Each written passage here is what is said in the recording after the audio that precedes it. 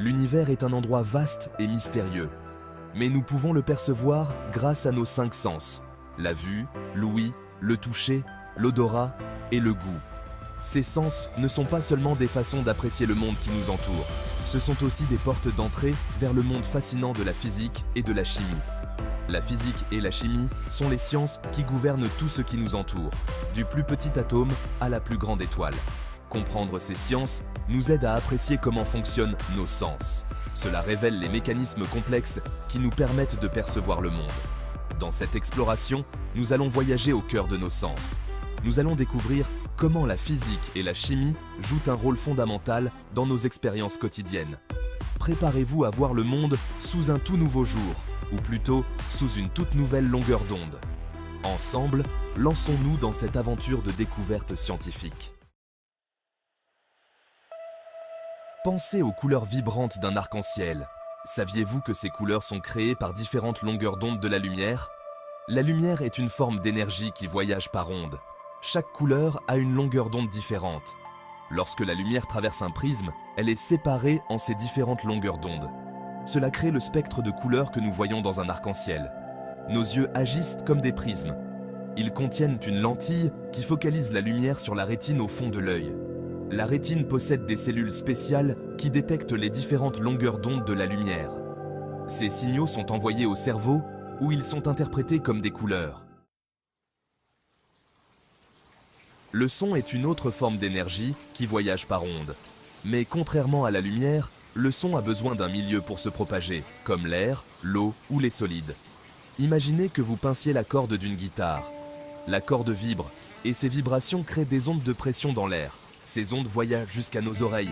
À l'intérieur de nos oreilles, les vibrations traversent le tympan et de minuscules os jusqu'à la cochlée. La cochlée est remplie de liquide et de minuscules cellules ciliées. Les cellules ciliées détectent les vibrations et envoient des signaux au cerveau. Notre cerveau interprète ces signaux comme des sons. Les différents sons ont des fréquences différentes, c'est-à-dire la vitesse à laquelle les ondes vibrent.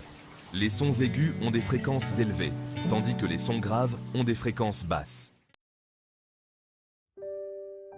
Section 4. Le toucher. Explorer les textures de la réalité.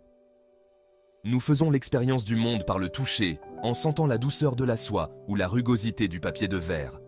Ces sensations sont dues aux propriétés physiques des matériaux. La texture est déterminée par la forme, la taille et la disposition de la surface d'un matériau. Les surfaces lisses ont une disposition uniforme des atomes ou des molécules. Les surfaces rugueuses ont une disposition irrégulière. La dureté est une mesure de la résistance d'un matériau à la déformation. Les matériaux durs, comme les diamants, ont des liaisons fortes entre leurs atomes. Les matériaux mous, comme le caoutchouc, ont des liaisons plus faibles. La cohésion atomique, la force qui maintient les atomes ensemble, joue un rôle crucial dans la détermination des propriétés physiques des matériaux. Section 5. L'odorat et le goût. La chimie des arômes et des saveurs. L'odorat et le goût sont des sens chimiques. Ils nous permettent de détecter les molécules dans l'air et dans notre nourriture. Lorsque nous sentons quelque chose, les molécules de cette substance pénètrent dans notre nez et se lient aux récepteurs olfactifs. Ces récepteurs envoient donc des signaux au cerveau qui les interprètent comme différentes odeurs. Le goût fonctionne de manière similaire. Lorsque nous mangeons, les molécules de notre nourriture se dissolvent dans la salive et se lient aux récepteurs gustatifs de notre langue. Ces récepteurs envoient des signaux au cerveau qui les interprètent comme différentes saveurs. Notre odorat est étroitement lié à notre goût. C'est pourquoi les aliments nous semblent souvent fades lorsque nous sommes enrhumés. Section 6. Conclusion. L'univers dans nos sens. Le monde est vivant de couleurs, de sons, de textures, d'odeurs et de saveurs. Par nos sens, nous faisons l'expérience des merveilles de l'univers. Mais nos sens ne sont pas seulement des récepteurs passifs d'informations. Ce sont des interprètes actifs, façonnés par les lois de la physique et de la chimie. Comprendre ces sciences renforce notre appréciation du monde qui nous entoure.